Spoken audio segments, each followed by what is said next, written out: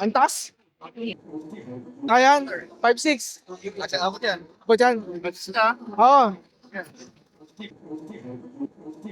Doon. Ten ka yan. Honda ADV 350.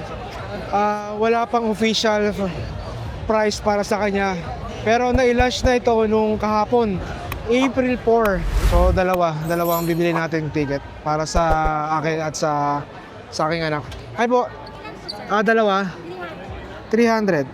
Bagong labas? Apo, 2025 na. 1,100cc? Yes, apo. Yes, big And then, bike. sir, naka-dual clutch. So, pwede matic, manual. So, Talaga? manual niya, sir, ito.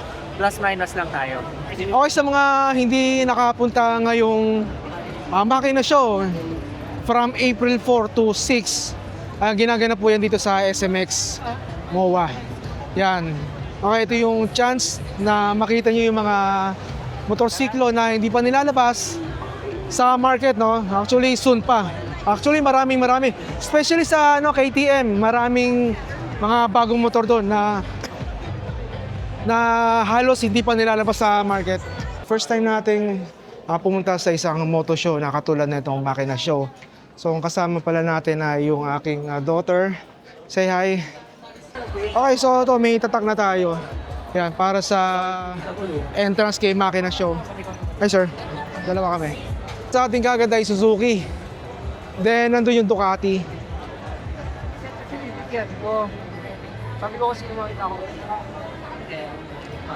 Dito makikita natin yung iba't ibang klaseng motorsiklo na actually yung iba hindi pa nilalabas sa market. Palabas pa lang. Yan. This is our first time na umattend sa ganitong event ng motorsiklo. Okay, dito tayo sa CF Moto. Yan. So dito muna tayo unang titingin ng motorsiklo. Actually, bago ako nagkaroon ng zone test 400G, isa sa mga unang option ko ay 450 MT ni CF Moto na adventure bike.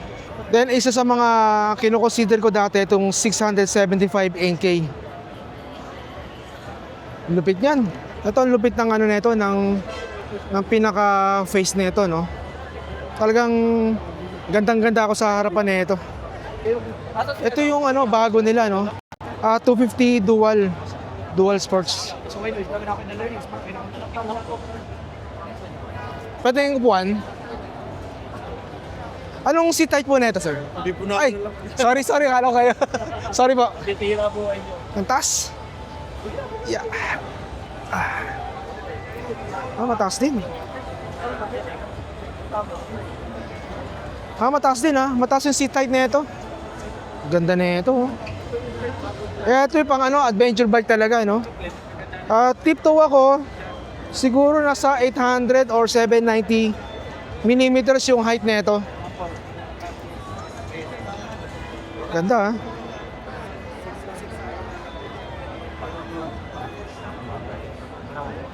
Boss, ito kayo mo. Napkin yan.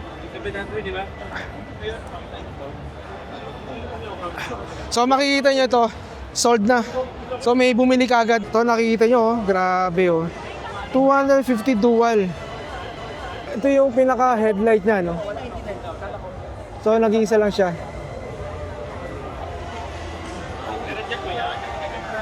Ano kaya sukat ng rim na ito? Okay,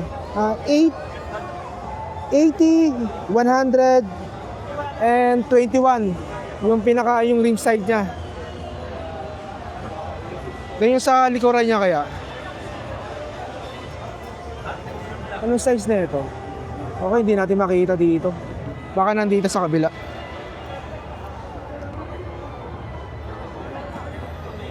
Okay, wala nakalagay, no? So hindi ko alam kung ano yung sukat na ito. Kahapon, sila dito. 250 dual sports. Hindi ito makina, no? Kasi nga 250 cc. Then meron siyang kasamang crash guard.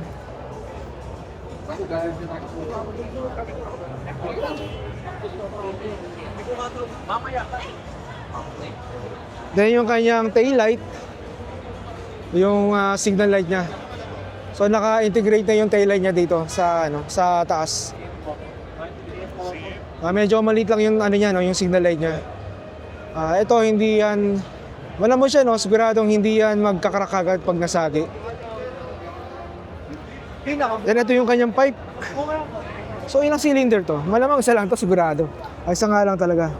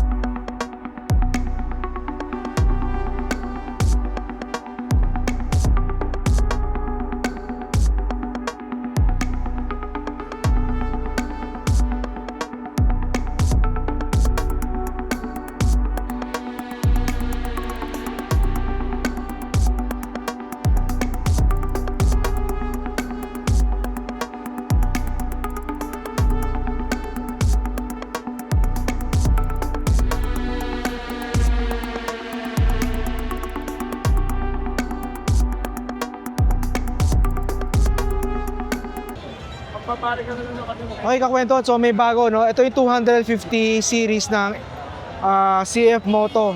Ito yung 250 NK, no? So sasakyan na yung seat height ay nasa 795 millimeters. 795 millimeters. Yeah, medyo ano, no, medyo tiptoe ng konti, pero kayang-kaya, no. Mas komportable yung seat height na 795 millimeters. Okay? Then yung kanyang tank capacity ay nasa 12.5 liters. Okay, ganda. Siyempre 250 NK, hindi siya legal express, kakwentuhan.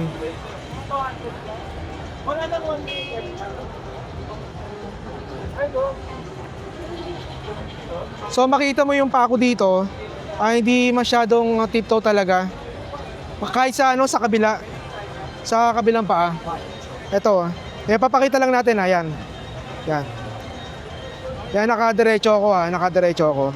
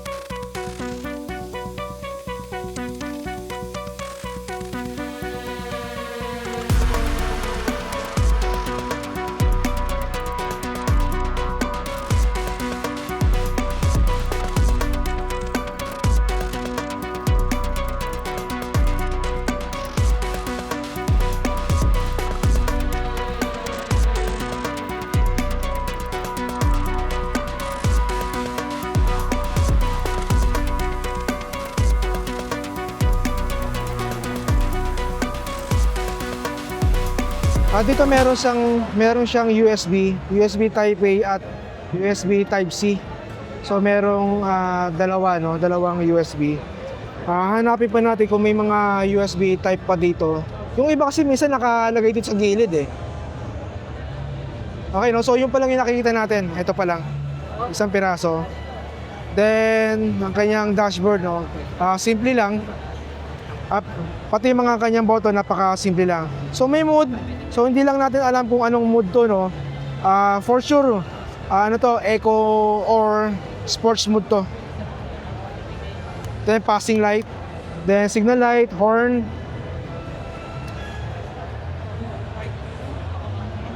Grabe, ang lupit ng ilaw, oh. Malamang at BRL tong gitna. Then ito yung headlight. Ito yung kanyang turning signal. Ang cute ng windshield niya, napaka-cute. Ano?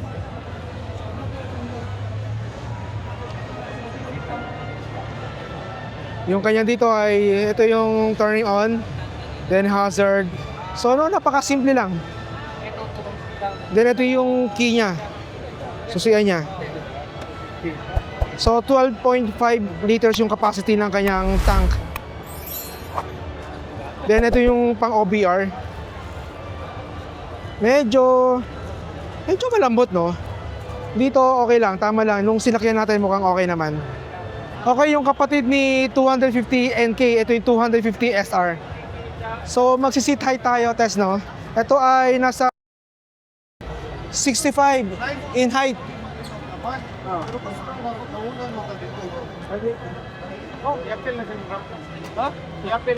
May yuko-yuko ako dito, pero ganda, oh.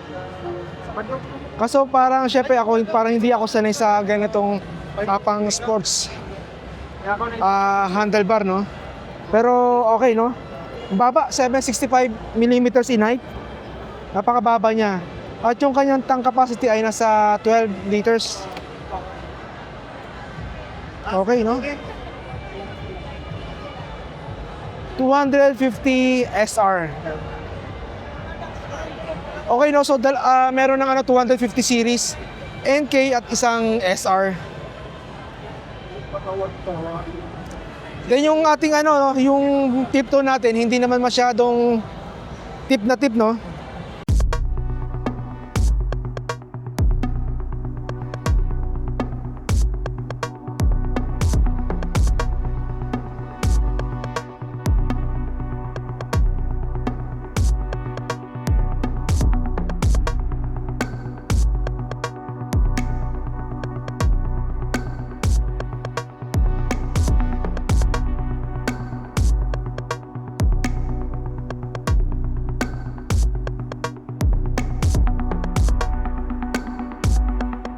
Yung kanyang color display, so medyo maliit lang, no? Then andito yung low high beam, yung signal light, horn, mode, sports mode at eco mode, malamang to, no? Then andito yung kanyang key, yung kanyang USB nandito sa unahan, USB Type A at USB Type C. Then do sa right handlebar, hazard, then engine start.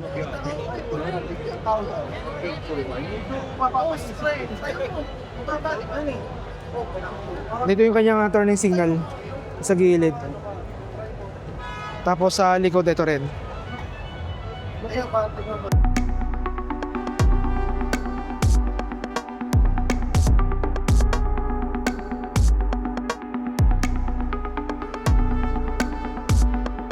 Tapos nakalagay dito CF Light, kasi I think nasa 250 category series yung mga motorsiklo nila dito na 250 series, no?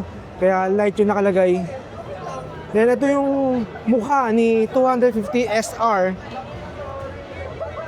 Para siyang langgam yung mukha, no?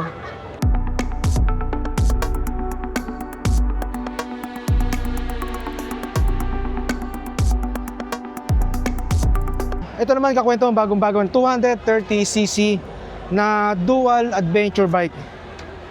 Yes, wala pang nakalagay kung anong specs netong 230cc na sports touring, no? Pero may tiptoe ako dito, kakwentuhan. Tiptoe ako dito. Tsaka ang taas ko, no?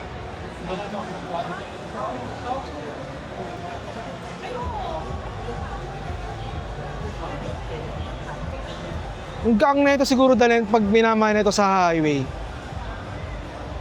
Ang lang dito yung kanyang pinaka hand grip niya, napaka maiksi, no? So wala siyang space dito na katulad ng ibang motorsiklo. Saktong-sakto lang yung hand grip mo dito.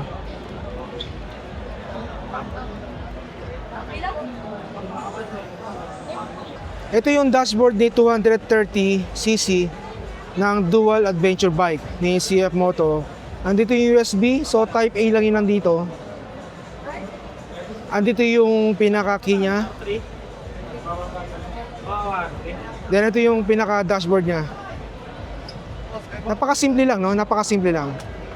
Kahit yung mga switch dito sa handle, napakasimple lang din, no? Ito yung on and off ng engine. Ito yung switch ng high and low beam. So, may passing light pa rin naman. Then, ito yung turning signal at ito yung horn. Napakasimple lang ng button dito. Then, ito yung push start.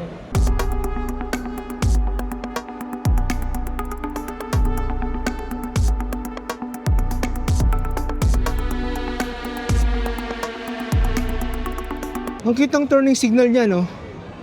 Hindi yung pangkaraniwan na na turning signal. Usually kasi parang manipis lang siya. Ito, mataba siya.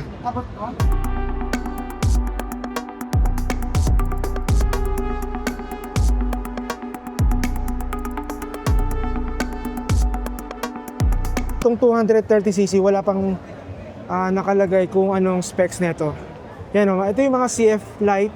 So actually, tatlo yan. Isang NK, isang SR, at isang dual 230cc na CF Lite. So tatlo yung CF Lite nila ngayon, no? So sabi nila by next month ay lalabas itong tatlong model na yan. Actually isang Ano yung sinasabi mo? company pa lang tayo, CF Moto. So hindi pa tayo nakakapag-ikot dito masyado, no? Isa pa lang. Oh, kaya pa? Alright, so sa iba naman tayo. Ipan tayo kay Husqvarna motorcycle, no? Ang ganda na ito, no?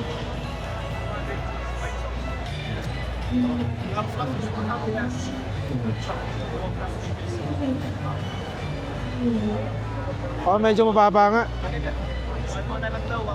Mas comfortable daw yan kasi dito yun sa Yung back niya. Tingin ko nasa 765 millimeter o 780.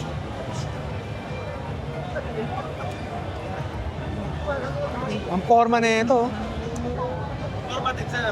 Oo, forma. Tapos siya, ano niya, gulong niya, Pirelli na. Ah, talaga? Yes sir. Ayun. Ang ganda, oh. Ang gulong Pirelli na. Hindi tinipid, no? Ha? Pwede ba, sir? Ignition.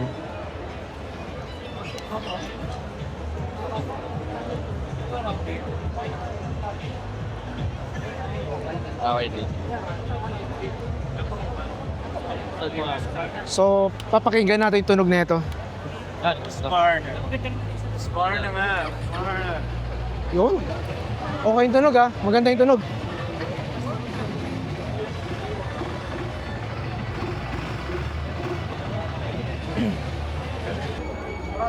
So, andito yung kanyang radiator. Siguradong ang sabi nila, in-improve na nila yung heating nito. Kasi nung unang labas ng version nito, nag-iinit daw talaga yung makina. Pero ngayon, hindi na, no? Kasi pinaganda yung exhaust ng makina. Kaya pag nagla-long drive ka, halos hindi mo na masyado maramdaman yung init.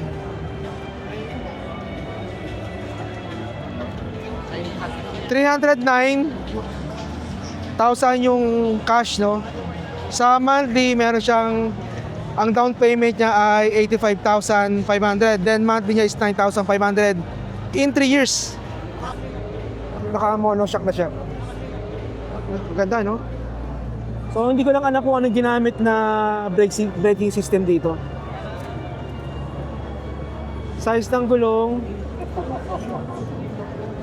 150 by 60, 17 yung rim. Then yung harapan niya, ang laki ng diameter ng ano niya, no, ng braking disc. So hindi ko lang alam kung anong ginamit yung braking system dito. Ang size ng harapan niya ay 110 by 70. 17 inches din yung rim size nito. So dito, ang ganda ng tank niya, no? Then at ito yung kanyang dashboard. Napaka-simple lang, no? Then ito yung button niya.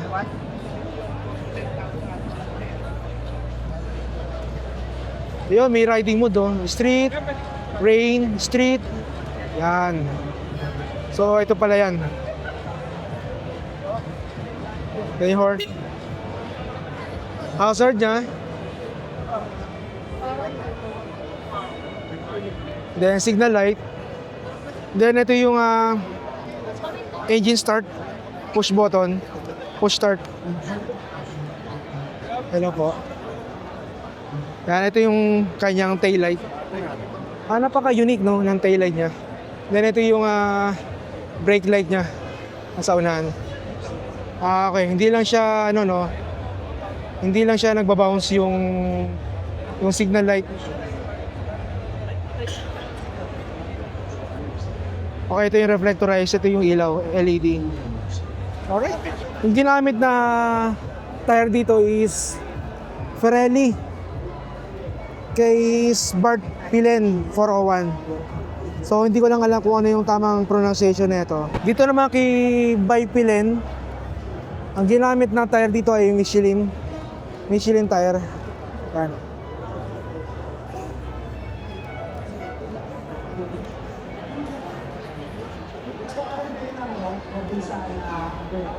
Ito, susubukan naman natin itong 800cc ni Husqvarna. Okay, so 800. So, Bitpilen 801. Tignan natin yung seat height na ito. Ang taas. Taas. Ang taas. Hindi ko abot. Kaya sobra tip tone natin. Siguro nasa 840mm yung height nito or 830. Pero para masigurado ako sa 840. Masyadong siya mataas. 800cc, ang kanyang pipe ay nasa taas. Kaya ang kanyang signal light, no? So hindi lang siya nagba-bounce.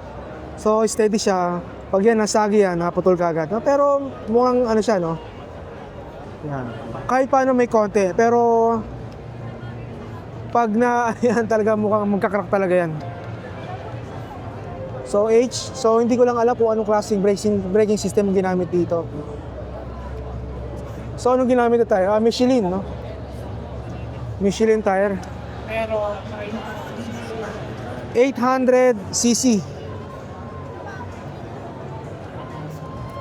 O naka-inverted na rin itong ang kanyang suspension, no? Maganda ang bounce nito, sigurado. At naka-mag siya. Ang kanyang sukat ng tire ay 120 by 70. O 17 inches yung kanyang rim size. Motorex. So sa likuran ng ginamit na tire, o yung sukat ng tire ay ito 180 by 855.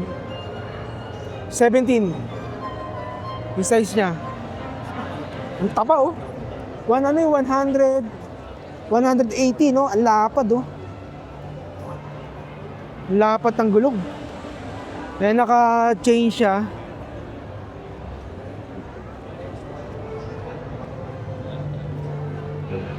Yan, ito yung kanyang dashboard, no? Napaka-simple lang. So, ito yung kanyang selector, hazard, passing light, signal light, horn. Then, ito yung engine start, engine on. Ito yung push start. Napaka-simple lang din, no? Ganda ng, ng kinya, oh. Parang may takip siya.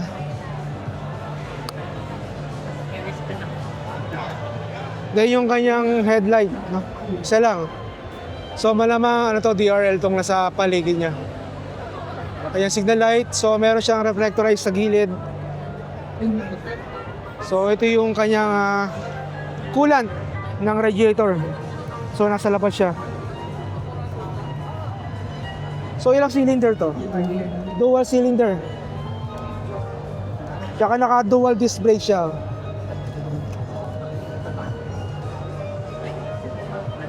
Naka dual cylinder nga siya. Naka dual cylinder. So malamang 6 speed to. Yan, 801, naka-ukit, no?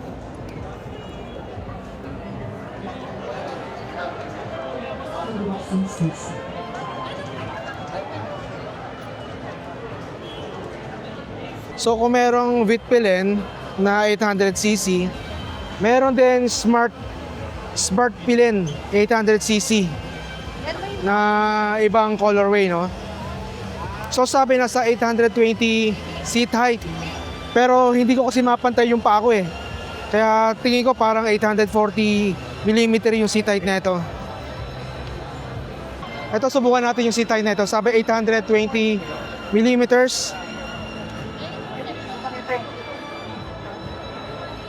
Ang taas. Ang taas. Hindi ko maabot. Lipat naman tayo sa KTM, no? So dito tapos na tayo dito sa Husqvarna. Yan. So KTM naman tayo. Okay, no, sa mga hindi nakapunta, yan, tama-tama to para sa inyo. Makikita nyo dito yung mga motorsiklo na hindi pa nailalabas sa PH Market. Yan, nasa KTM na tayo.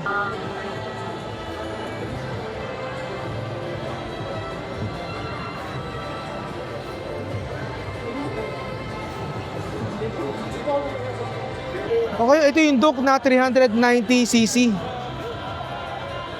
Anong kulay na ito? Orange? Color orange. Color blind kasi ako. So ito yung bagong-bago, no? Subukan natin yung seat height na itong Duke 390.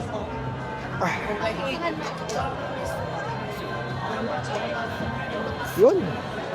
Pasok na pasok yung height natin, no? Yan, mga nasa to siguro 800mm, no? Yung seat height na ito. Ganda, parang cellphone lang yung yung kanyang display, no?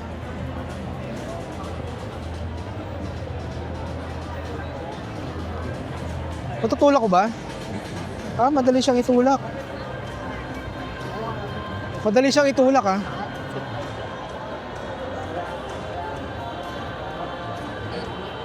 Ito laki ng diameter ng ginamit na brake. Brake disc, no? So kanina nabanggit natin brake pad, brake disc pala. So ang ginamit na tire dito ay ito. Metzeler. Ang size ng una nito ay 110 by 70. 17 size yung kanyang mags. Yung rim, no? Yung sa likuran kaya. So okay. So ang size is 150 by 60 by 17. Medyo malapad na rin yung kanyang diameter, yung brake disc niya. Ito laki ng ng signal light niya. Ang kanyang brake light. Reflectorized. Yes, syempre naka-chain yan. Unique yung kulay, no? Orange. Naka-plastic. Then ito yung steel. Kahit yung upuan niya naka-orange. Naka-plastic din. Then merong black dito. May decal na kulay orange din.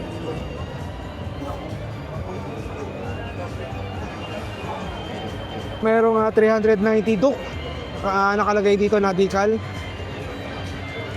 So ito yung kanyang headlight, no? Hindi lang natin alam, yan, dalawa.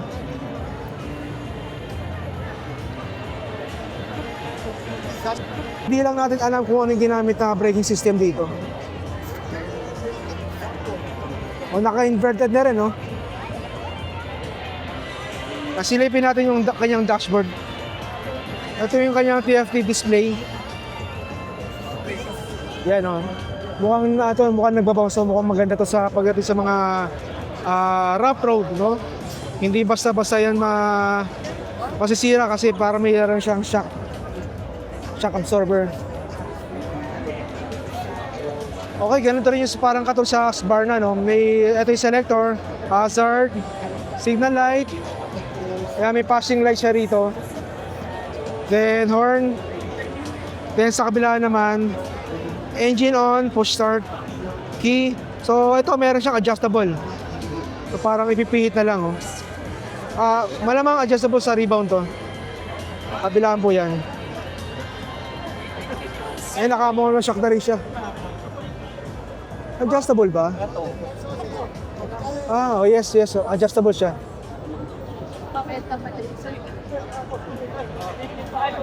Ito yung kanyang braking system. So, hindi natin alam kung anong ginamit dito. 390X ni KTM. Ang lapad ng ng braking disc. Ano kayong diameter na ito? So, ang ginamit na tayo dito kay 390X ay Apollo. At ang kanyang size ay... hindi natin makita yung size. Ayun. 190 by 18 o 19 o 18 inches yung kanyang tire. 18X. Yan, ito yung kanyang headlight. Oh. Sabi, parang bolang kristal, oh. Ang laki, no? Ito rin, no? Ganun din. Yung kanyang turning signal.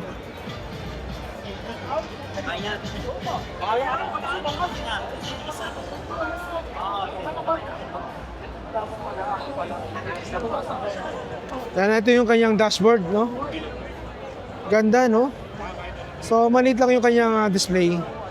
Ito, napakasimple lang din, no? Halos parang pare-pareho lang, ng switch sa handlebar.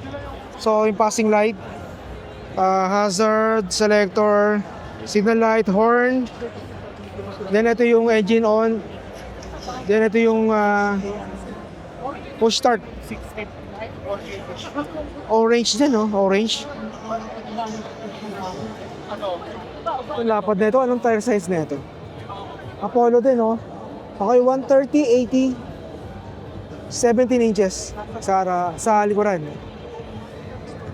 So, naka-monoshock siya. Ando sa, sa gilid.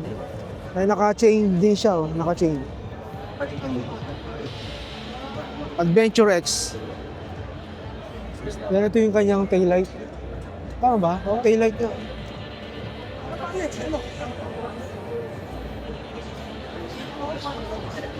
Ito yung susi. So, may lever guard din. Gaganda no sa mukha na ito. Nandito yung kanyang radiator. Ito yung horn niya.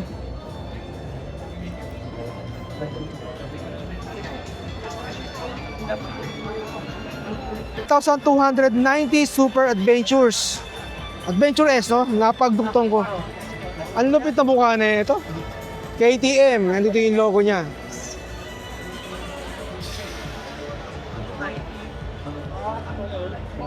Brembo. Brembo yung ginamit. Okay, ang kanyang tire size ay... Okay, hindi natin makita. Tingnan natin sa kabila.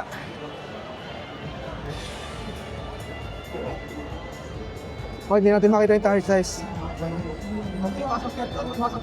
Ayun, 120 by 70 at 19 inches yung sukat ng kanyang tire.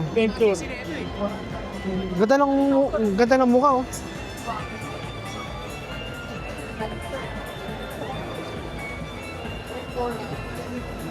Laki na ito. Lapad ng gulong. Anong tire size na ito? Ayan, 170 by 60, 17 inches. Naka-chain na rin siya. Ang laki. Naka-dual hole siya. Ganda siguro ng tunog na ito.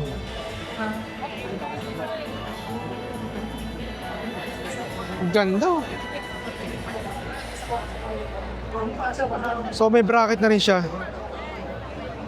So hindi ko lang alam kung included na ito pag binili mo. So, ayun dito yung kanyang tail light, signal light, reflectorize. So, dito yung plate holder. Tail light. So, Brembo, yung ginamit na braking.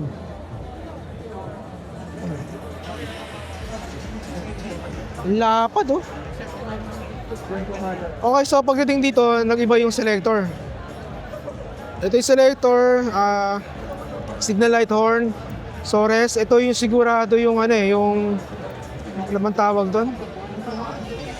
Cruise control. Flashing. So sa kabila yung, ito yung lock, hazard, engine start, malamang kill engine to. Ito yung baso. May hand lever guard na rin, plastic. Ang laki ng color display niya. Tapos ito ay yun, adjustable siya.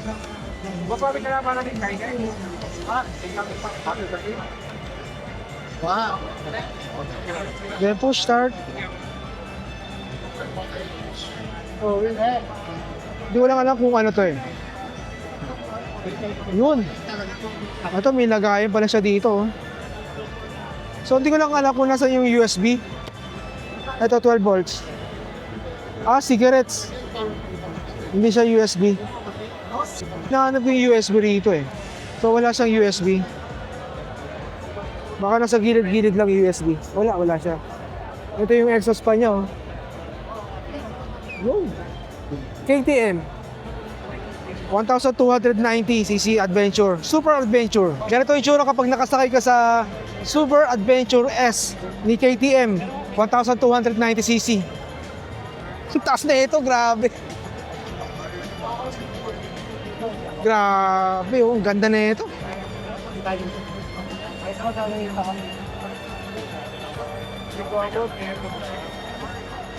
Ganda. Dito pala naka-inverted suspension na rin pala siya. Kaya napakaganda ng rebound na ito sa mga lubak-lubak na kalsada. Sigurado yan, sigurado napakalambot niyan. Ang kanyang radiator So dalawa siya kabilaan.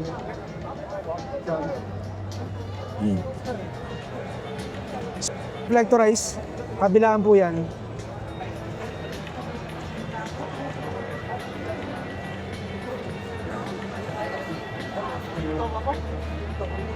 So hindi na namin inisa-isa yung mga motorsiklo sa bawat brand ng motorcycle dahil nga sa dami, Kasi abutin tayo ng gabi rito.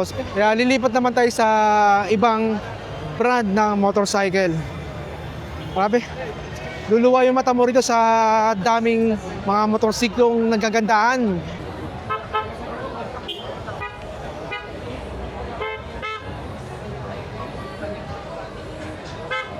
Dito naman tayo ngayon sa Ducati.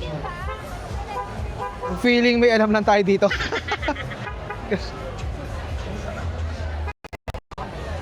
Daming tao dito. Kasama.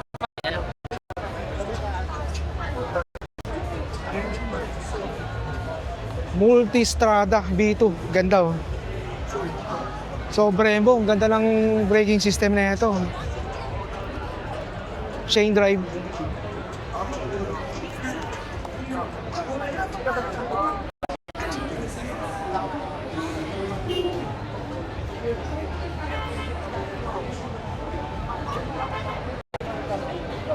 Ganda ng motorsiklo dito. Ito, ganda na ito.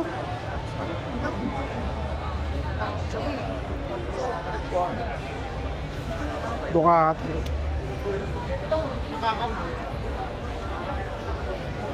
Pwede bang upuan to? Hindi mo kitang cover. Nakita ng Estrada. Upuan ko lang. Kano yun? Alright. Ang laki. Grabe sa laki. Mukhang mahirapan tayo dito. Yan, ito yung Multistrada V4 RS. Ang ganda ng uso. Oh. Ito, naka-fiber na. O ano? Carbon. Carbon, oh. Oo. Ganda, carbon. So, carbon, naka-inverted pa. Ganda na ito. Kahit yung handguard niya, naka-carbon na rin. Oo, carbon na rin. Grabe, exhaust na ito. Ay, naka-Brembo system na rin siya. Ganda. Ito naman, Scrambler Ducati. Anong cc na ito? 800cc.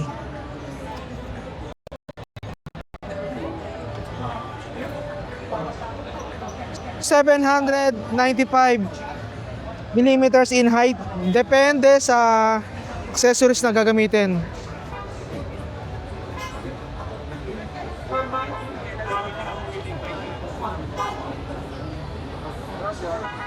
Kaya naman, kaso yung kanyang ano no, yung tambucho. Kakaibang design. Pero ang ganda no, Ducati Scrambler 803cc. Pirelli ginamit na tire. Okay, 180 55. Then 17 inches. 180 lapad oh. Ito yung kanyang turning signal niya, kakaiba. Hindi siya yung usual na pahaba. Ito para siyang flashlight oh. Yung kanyang taillight. Makita nyo kanyang pipe. Parang shotgun no? Naka dual cylinder. Tama, dual cylinder.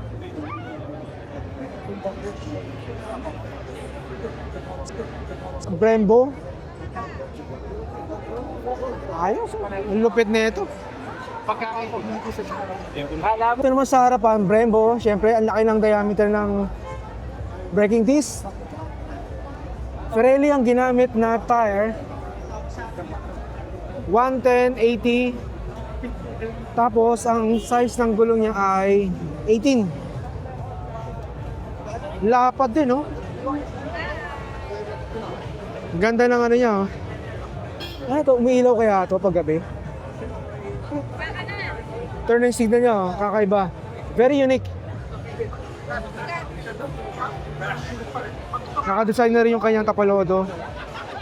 Then yung kanyang gas tank. So, Philippines, syempre. Of course. Kanyang dashboard, napaka-simple lang. Yan, sakyan natin yung Kawasaki Ninja 1100cc. Ay.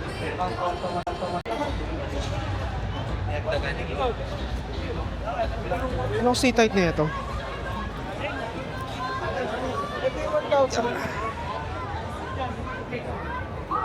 Yeah.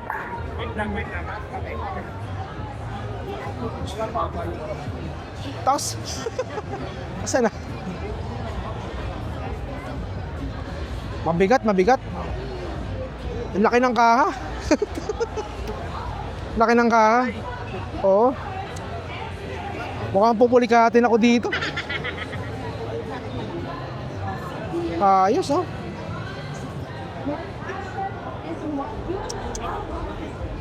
Minsan lang natin masakyan yung ganitong mga motorsiklo na Kawasaki Ninja. Ang taas. Mukhang pupulikatin ako.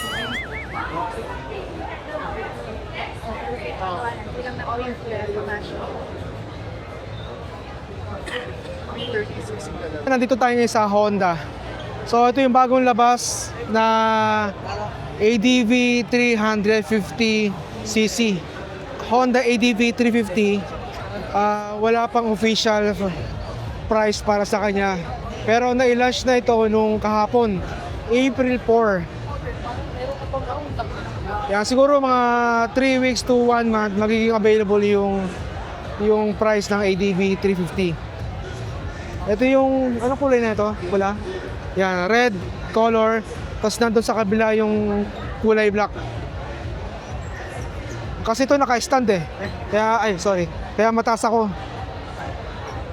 So, hindi siya naka-side stand lang siya. So, subukan natin tayuan yon.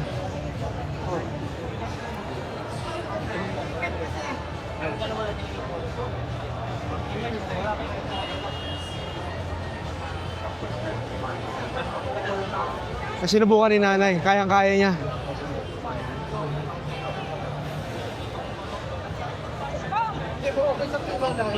Ano, marami kasi nag-sit test dito kay Honda ADB 350. Sayang hindi pa ginawang 400 para legal express. Biniti pa sa 350.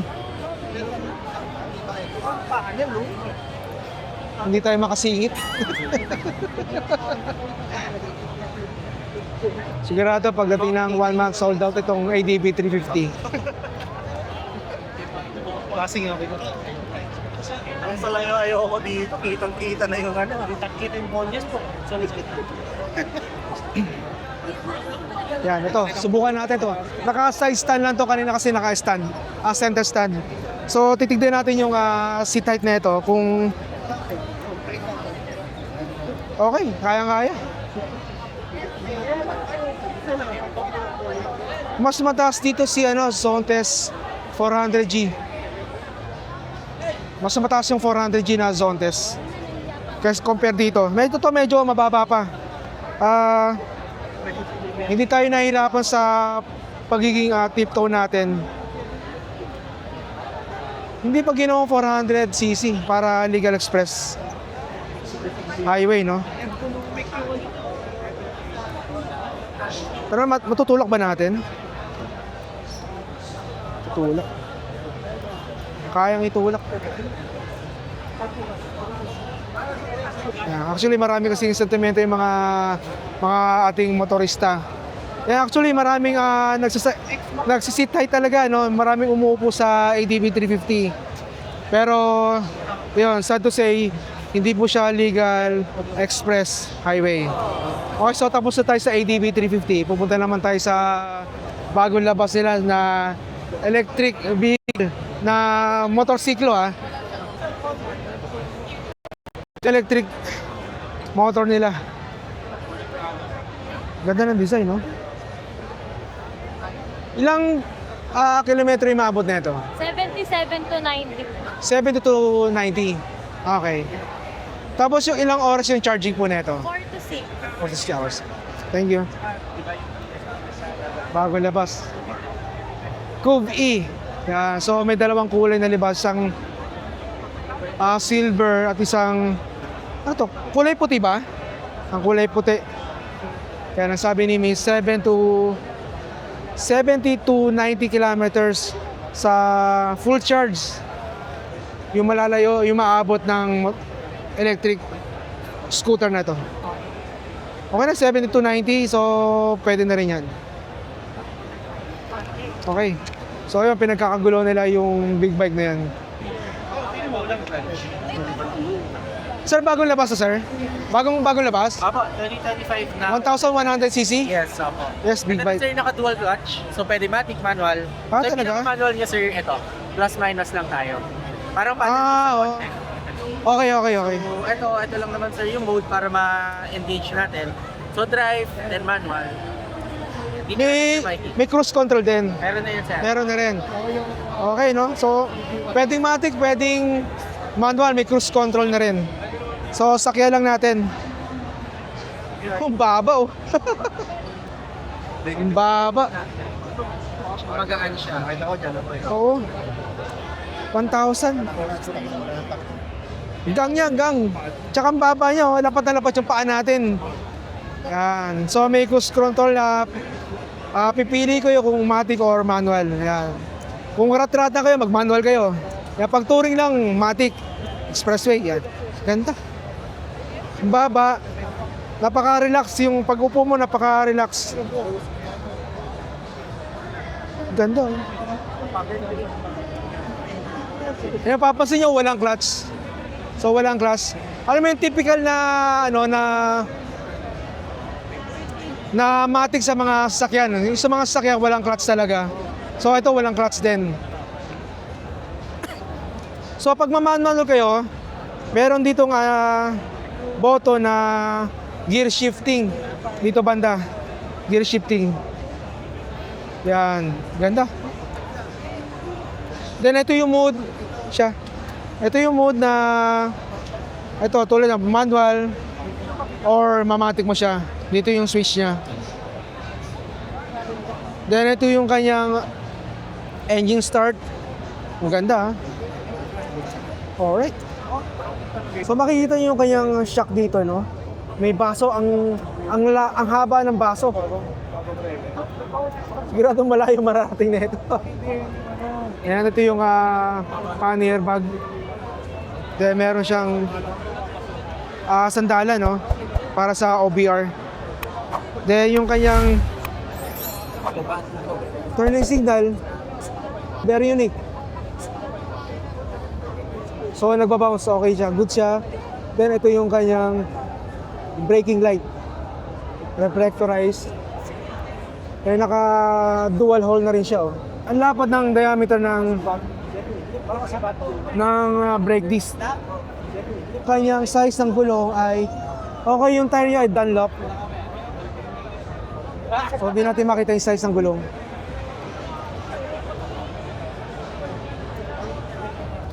Naka-Dunlop siya. So pero ang lapad, oh. Ang lapad ng gulong. So naka-chain na rin siya. Then Honda. Okay, ito yung Rebel. So kasama na siya, no, para hindi magasgasan. Pero, Rubber. depende sir eh. Pero, Okay, yung TFT display. So medyo maliit lang. Yung screen niya medyo maliit pero yung kanyang frame malapad. Okay. Ito passing light. Then horn. Ito yung sinasabi ko kanina. Pag nag-manual kayo, gear shift. Plus minus. Then, ano to? So, hindi ko alam kung ano to. Baka ito siguro yung cruise control. So, I think, no? Okay, ganda. Ang ganda ng mukha na ito. Oh. Apat na headlight, projector headlight. So, malamang itong ilalim, ito yung high beam, low beam, yung taas niya. Then, so may cover ng rubber, no? Para sa protection. Grabe, lapat talaga lang ng diameter ng disc, no? Rebel. ganyan, labot mo. Napaka-classic, ganda. Statay, oh. Nakita nyo, lapad na lapad yung paa niya. Ganda. So yung radiator niya. Ang lapad ng radiator, oh. So plastic. So usually yung mga radiator kasi makikita mo kagad yung parang lata, ito plastic. Naka dual cylinder na rin to. Yan po yung paabalan nila. Kaya yan ang kanay ko. Ano to?